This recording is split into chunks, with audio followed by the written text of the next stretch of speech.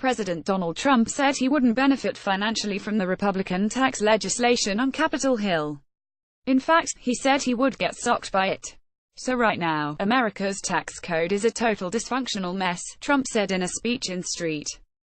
Charles, Mo, on November 29, 2017. "The current system has cost our nation millions of American jobs, trillions and trillions of dollars, and billions of hours wasted on paperwork and compliance. It is riddled with loopholes that let some special interests, including myself, in all fairness. This is going to cost me a fortune, this thing, believe me. Believe me, this is not good for me." Trump's claims sounded dubious. "The analyses of the bills we have seen show advantages, not disadvantages, for the wealthy as well as corporations." When we asked the White House for additional details about how the law would hurt Trump, they cited the repeal of the state and local tax deduction, which allows taxpayers to deduct all or some of their state and local tax burden from their federal taxable income. As a wealthy resident of New York City, Trump would likely face high-tax state and local rates. At the November 30 press briefing, White House Press Secretary Sarah Huckabee Sanders cited the elimination of deductions as one possible source of a tax increase for the president. The White House also cited anti-abuse provisions within the changes being made to the pass-through tax rates for business income that is taxed within individual tax filings. Trump may indeed get hit by some of the tax bill's specific provisions, but independent analyses of the bill's potential impact on his own tax situation agree that, after all is said and done, he should come out far ahead compared to the status quo. It is impossible to pin down the benefits that would flow to Trump's tax situation due to his own refusal to follow the decades-old presidential precedent of releasing his tax returns. He broke his promise to release them. Any projections depend on a leaked, partial tax return from 12 years ago, and a lot may have changed since then. For instance, there's no way of knowing whether 2005 was an unusual year for Trump's finances. Analyses by the New York Times and NBC attempted to understand how Trump's finances would be impacted by the House bill rely on the partial 2005 return. The Times based its calculations on a framework that preceded the official release of both chambers' bills. The NBC analysis was based on the House version of the bill.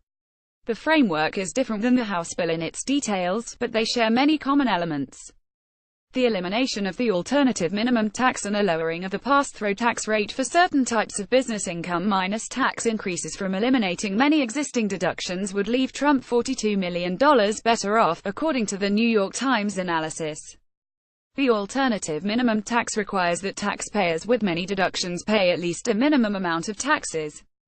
The NBC analysis, undertaken by Maury Cartine, the partner in charge of tax and business services in the New York City office of the Markham Group, found net savings of $22.5 million for Trump, primarily from eliminating the alternative minimum tax.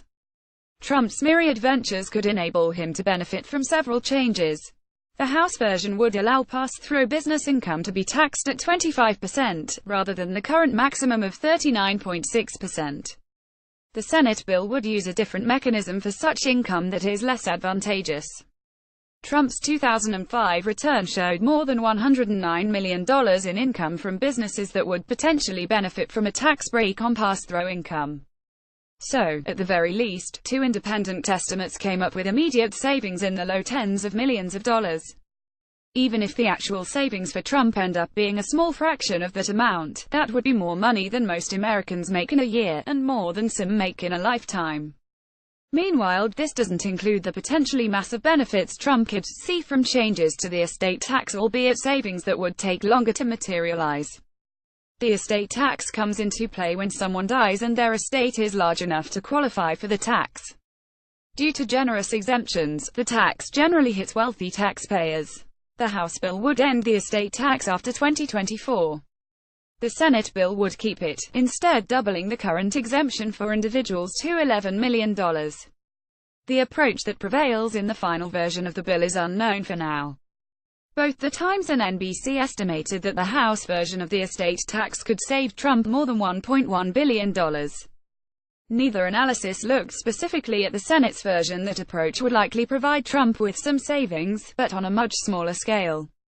It's worth noting that any potential savings from the estate tax would come only after the death of Trump or his wife Melania, presumably years down the road. Trump's possible gains from the bill are hardly unique for the wealthiest Americans. According to analysis of the Senate bill by the Joint Committee on Taxation, American households with incomes in excess of $1 million, a threshold Trump is almost certainly far above, would see a tax savings of $41,819 in 2019 and $36,259 in 2017. And an analysis by an independent group, the Urban Institute Brookings Institution Tax Policy Center, estimated that for the top 0.1% of earners, those with incomes of at least $3,439,900, 72% would see tax cuts and 28% would see a tax increase in 2018. The average tax cut for this group would be $174,620 in 2018. Our ruling, Trump said, "This tax bill is going to cost me a fortune, this thing, believe me.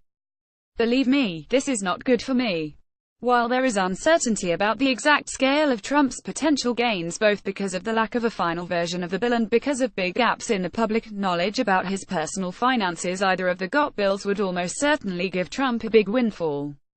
Two independent analyses suggest that it could be in the low tens of millions of dollars immediately. His family also could get as much as $1.1 billion over the longer term if the estate tax is fully repealed, as the House bill would do. We rate the statement false.